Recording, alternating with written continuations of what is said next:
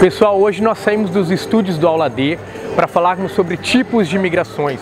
Estamos no centro de Porto Alegre, o Fábio e eu, para nós abordarmos esse movimento diário da população.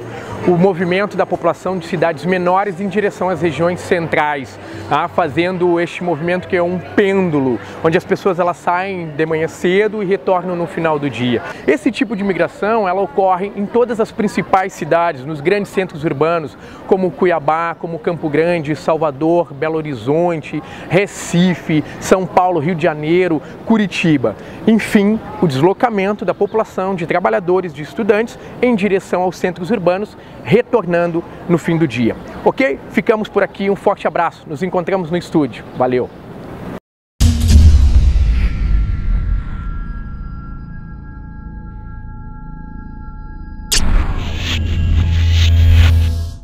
Olá pessoal, bem-vindos a mais uma aula do Aula D. Não esqueça de fazer a sua inscrição e também acionar o sininho para receber as notificações das nossas aulas. Bem-vindo comigo, eu sou o professor Luciano e nós vamos para os tipos de migrações. Perfeito, nós vamos falar dessa grande diversidade, desse movimento populacional, gaguejando, remixando, desse movimento populacional que ocorre no mundo inteiro. E por que as pessoas continuam migrando? Nós temos diversos motivos. Essas migrações elas podem ocorrer por questões econômicas, sociais, por perseguições religiosas, por questões também envolvendo terrorismo, envolvendo seca, fome, catástrofes, perfeito? Então nós temos diversos motivos que acabam forçando, ou intensificando essas migrações.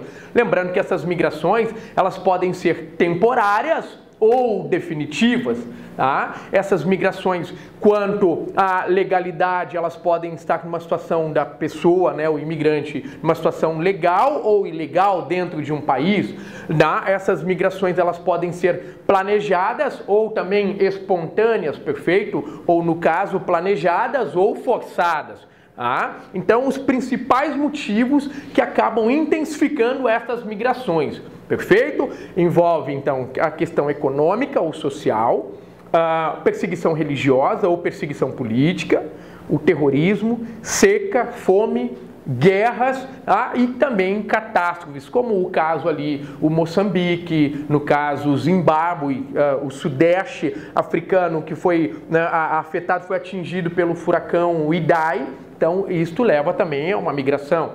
A Primavera Árabe, envolvendo ali questões econômicas, questões sociais, políticas e conflitos, também leva a uma migração. O terrorismo na Síria, e também no Iraque, por conta do Estado Islâmico, do grupo terrorista, leva também a uma migração. O Al-Qaeda no Iêmen, o furacão e mais o surto de cólera também no Haiti levam a uma migração. A crise política, econômica, social na Venezuela também leva a uma migração. Então, bastante cuidado com essas questões. Numa outra aula nós vamos falar sobre o imigrante no Brasil. Hoje nós vamos falar sobre os tipos de migrações, começando com nomadismo, que são movimentos de comunidades mais rústicas, mais artesanais, com menores condições também econômicas, e aí um exemplo dos beduínos. Lembrando que esses movimentos eles são cada vez mais raros quando se trata desse nomadismo.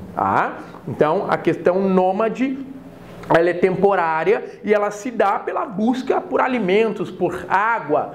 Então eles vão, se instalam numa determinada região e vão consumindo o que aquela região oferece. Então, nomadismo, um exemplo dos beduínos, e lembrando que ela é mais, hoje uma migração mais rara, porque as pessoas tendem sim a estabelecerem um vínculo maior com a terra.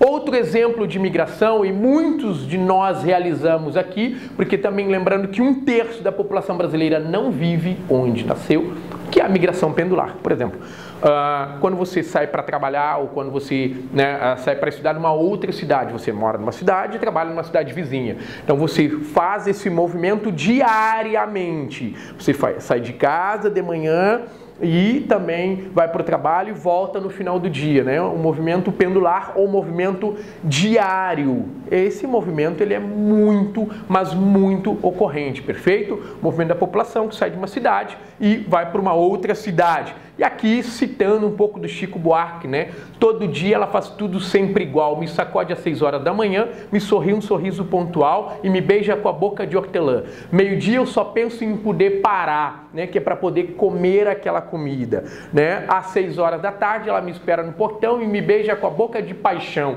Então um trechinho dessa música, até para mostrar justamente esse movimento do trabalhador que sai às 6 horas da manhã, né? E volta no final do dia, que é a migração pendular ou a migração diária, tá? E aí representando aqui com várias imagens, a imagem do centro de uma cidade, porque as pessoas vão até uma área central, a imagem de uma estação de trem, as pessoas pegando um trem para se deslocar, voltando no final do dia, a imagem, por exemplo, de uma rodovia, de uma BR, com esse deslocamento, perfeito? Então podemos representar a migração pendular de várias formas. Agora, muito cuidado, porque esse movimento pendular, ele pode ocorrer, né, entre uma cidade e outra, perfeito? Mas ela também pode ocorrer, esse movimento pendular, dentro da própria cidade. Aqui um exemplo, que é o movimento periurbano. A saída da periferia em direção aos centros urbanos. Isso é um movimento pendular também.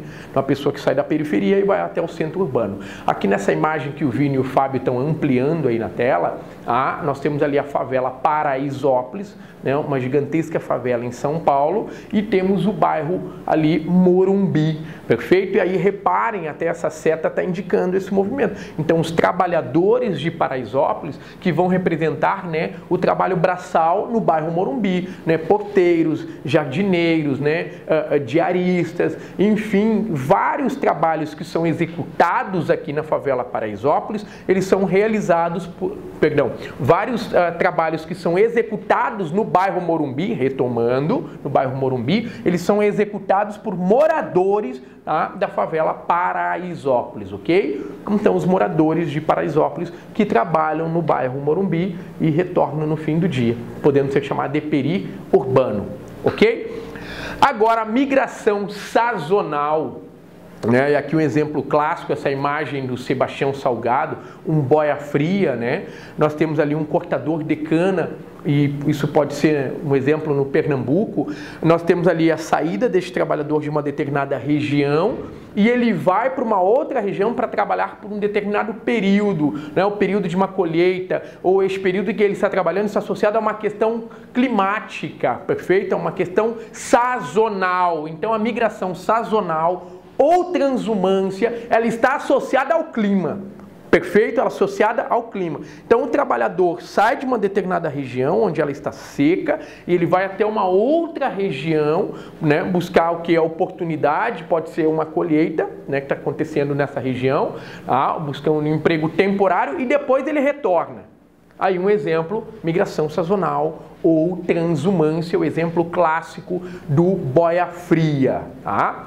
Um outro exemplo, agora indo lá para a África, no Sudão do Sul, aqui nós temos um jovem da tribo Dinka, no qual essa imagem maravilhosa agora que o Fábio e o Vini estão ampliando aí para vocês, tá? Que ele, né, no caso, conduz este rebanho, né, deste gado até o Nilo Azul, porque é um período ali em que nós temos, né, um período de seca na região onde eles estão, e aí eles são obrigados a conduzir esse rebanho até o rio, né, para poder, isto é, alimentar, para poder hidratar este rebanho, e depois eles retornam.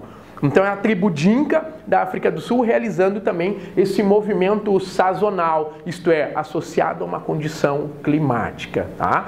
Agora, o outro exemplo clássico, citando mais uma vez Luiz Gonzaga, né, quando ele diz ali na canção Asa Branca, quando olhei a terra ardendo igual a fogueira de São João, eu perguntei a Deus do céu por que tamanha judiação, que braseiro, que fornalha, nenhum pé de plantação, por falta d'água perdi meu gado e morreu de sede meu alazão, até mesmo a Asa Branca bateu asas do sertão. Então eu digo, adeus Rosinha, guarda contigo o meu coração. E quando a chuva voltar, eu voltarei, viu meu coração? Então olha só o que está acontecendo nessa canção maravilhosa. Ele retrata a seca do sertão, da caatinga, que castiga, e até mesmo a Asa Branca bateu asas. Então este trabalhador sai dessa seca, tá? Dessa caatinga, desse sertão e vai em direção à zona da mata, o cortador de cana, boia fria. E aí ele vai buscar a sua oportunidade, porque nós temos uma região mais próspera. E aí quando a chuva volta para o sertão, ele retorna. Então isso é um movimento sazonal, isso é a transumância. Reparem agora na imagem aí que os meninos estão ampliando. Ele sai do sertão, porque é seco, perfeito, e vai até a zona da mata. Vai cortar cana, vai buscar um trabalho temporário. E aí quando a chuva volta para o sertão, ele retorna. Então isso é a sazonalidade, isso é o movimento de transumância. E aqui nessa imagem que está sendo ampliada para vocês, destacando, e é extremamente importante, estas sub-regiões, que começa ali, tá? Com o meio norte, que aí pega Piauí, Maranhão, aí no caso o sertão, que é o bioma da Caatinga, a zona de transição, que é o Agreste, e a zona da mata, o litoral, onde Boia Fria foi cortar a cana. Perfeito? Então, movimento extremamente importante. Fiquem atentos, tá? Uma das migrações mais importantes que nós vamos observar no Brasil é o êxodo rural, o deslocamento do trabalhador do campo em direção às cidades. Nós temos que observar que, anterior à década de 60, o Brasil ele era agrário. O Brasil era completamente agrário, era agrícola. Nós vamos observando, né, a partir ali do processo de industrialização, um deslocamento do trabalhador em direção a essas grandes cidades, principalmente da região sudeste, ok? Mas é importante nós enfatizarmos por que o trabalhador, né, rural ele sai do campo e vai em direção à cidade. Nós temos aqui os motivos, tá? A seca, que acaba intensificando esse deslocamento, as geadas, inundações, contratos temporários, né? Baixa remuneração e também o processo de mecanização. Sim, é verdade, o processo de mecanização ele melhora, ele aumenta a produtividade, mas ele melhora ele aumenta essa produtividade para quem? Para o empresário, para o dono da propriedade, e não para o trabalhador, e não para o pequeno, né, proprietário agrícola, né, de um módulo rural, digamos assim. Então, é importante observarmos, tá, que com o processo de industrialização, o trabalhador rural, ele sai do campo e vai em direção à cidade, porque a infraestrutura no campo ela é menor, a qualidade de vida no campo ela é menor, o trabalho no campo ele é muito mais árduo, tá? E aí somando então as secas, inundações, geadas, baixa remuneração e essa mecanização que provoca o desemprego permanente, isso tem que ficar muito claro, o homem do campo, né, a mulher do campo, eles se deslocam em direção às cidades. Qual é o objetivo, né, nessa ida, nesse deslocamento para a cidade? Melhorar a qualidade de vida, buscar, né, uma melhor qualidade de vida. Onde? Na cidade. Mas todo mundo consegue? Não.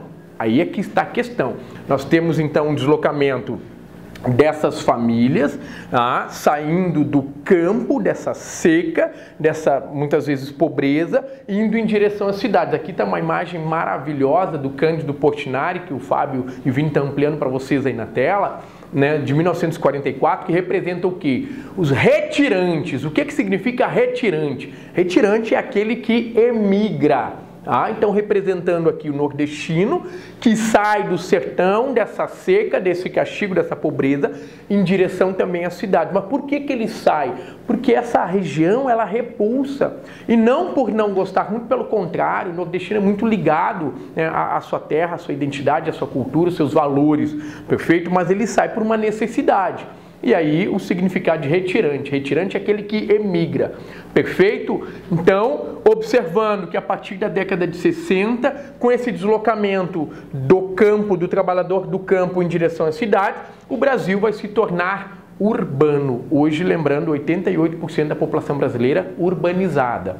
Ok? Então, a partir de 60, nós vamos nos tornar urbano. E aí, esse intenso deslocamento para a cidade vai representar também o aumento das periferias. Isso nós vamos ver lá em urbanização. Mas fiquem atentos que o objetivo é promover uma melhoria de vida, mas nem todo mundo consegue, nem todo mundo tem acesso, porque não existe uma qualificação, né, para ser absorvido pelo mercado de trabalho, E muitas vezes também o encarecimento desses centros urbanos. Então nem todo mundo tem esta renda. E aí vão buscar onde? Estas periferias. Nós vamos ter uma população marginalizada, perfeito? No entorno dessas áreas centrais. E aí essa imagem enfatiza isso, ok? Outra migração importante, verificada no Brasil a partir da década de 70, a migração campo-campo, do trabalhador do campo, né, de onde? Das regiões sul e sudeste, em direção à região centro-oeste. Por quê? Terras mais baratas na região centro-oeste, mais o incentivo para o desenvolvimento do agronegócio, né? Nós vamos ter o surgimento dos complexos agroindustriais e também, somado a isso, uma necessidade de povoarmos a região centro-oeste. Então, migração campo-campo a partir da década de 70, nós vamos ter trabalhadores, né, rurais das regiões sul e sudeste em direção à região centro-oeste. Importante migração campo-campo, que nós vamos chamar de nova fronteira agrícola. Outro tipo de migração, migração entre cidades.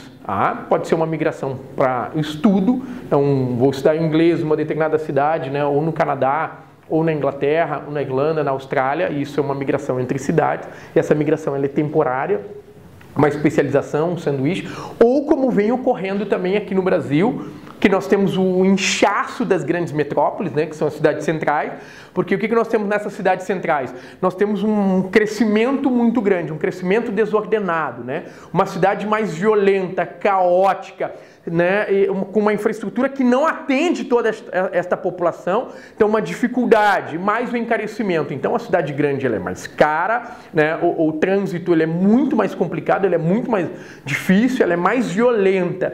Então o que vem acontecendo? Essas pessoas estão saindo dessas grandes cidades e se deslocando às cidades médias, às cidades menores, buscando uma melhor qualidade de vida e um custo de vida mais barato.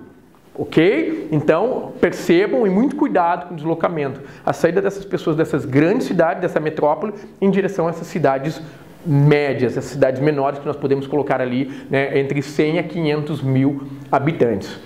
Fiquem atentos a esse deslocamento cidade-cidade. E é uma tendência muito grande aqui no Brasil, a saída dessa cidade grande para cidades menores. A outra migração envolve a questão religiosa, que é a peregrinação.